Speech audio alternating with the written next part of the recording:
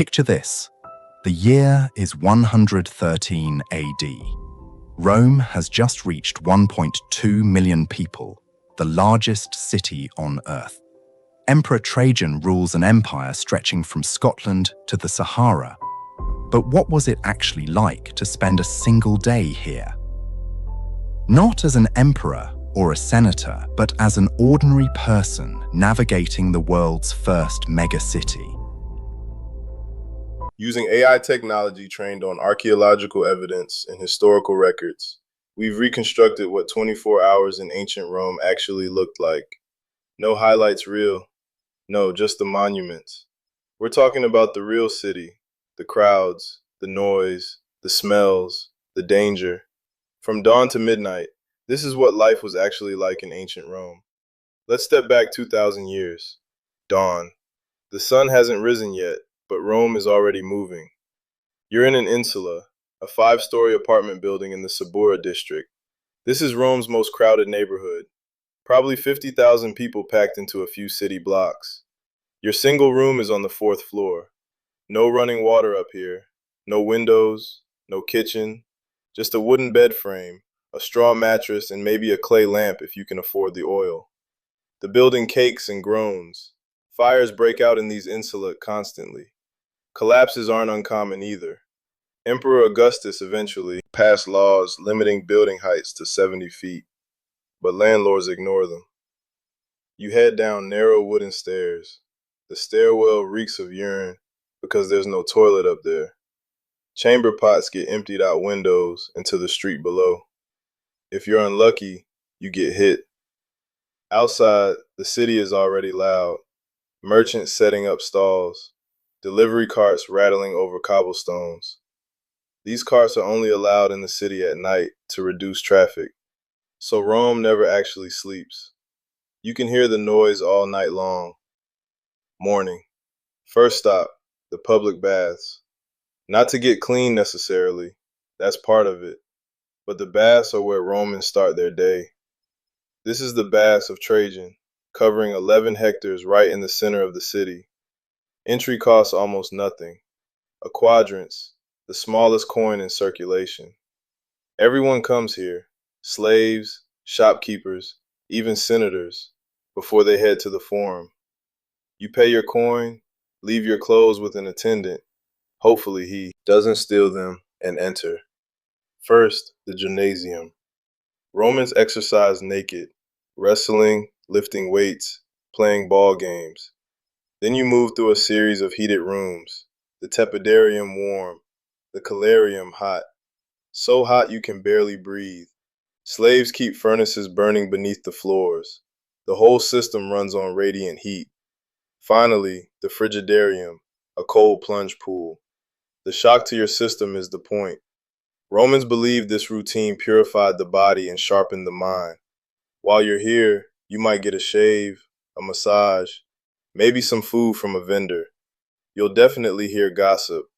Who's sleeping with whom? Which senator got caught taking bribes? The baths aren't just about bathing. They're about being Roman. Mid-morning, the forum. By mid-morning, you're heading toward the Roman Forum. This is the heart of everything. Politics, religion, commerce, all compressed into one plaza. The noise is overwhelming. Lawyers shouting their cases, politicians giving speeches, hawkers selling everything from honey cakes to stolen jewelry. You're here because you need to witness a contract signing. Romans don't have notaries. Contracts require witnesses, usually 7 of them, all free citizens. You stand in front of the Basilica Aulia while 2 merchants finalize a grain deal.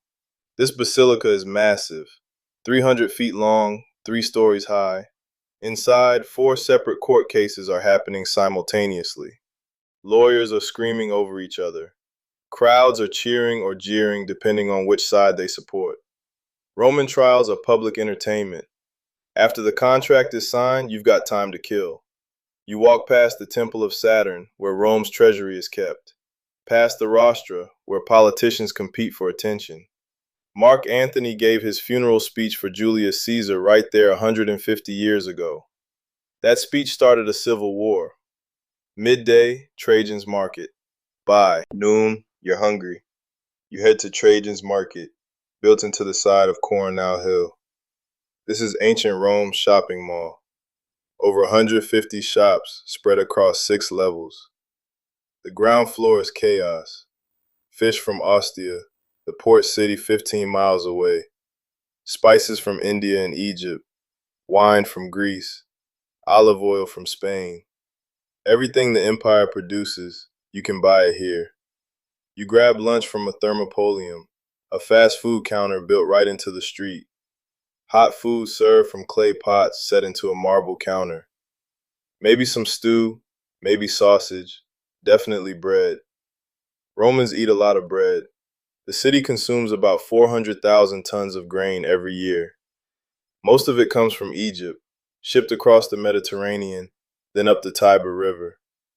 If those grain shipments ever stop, Rome starves, which is why emperors give out free grain to about 200,000 citizens. Keep the people fed, keep the people quiet. Afternoon, the Colosseum. After lunch, you head to the Colosseum. Today's game started at dawn with animal hunts. By afternoon, it's time for the main event, gladiators. The Colosseum holds 50,000 people and is packed. The crowd is sorted by social class, senators in the front rows, equestrians behind them, common citizens in the upper levels, women and slaves in the very top, standing room only. You're somewhere in the middle. The gladiators enter through tunnels beneath the arena floor. These aren't random criminals. Most are trained professionals who've been preparing for this fight for months.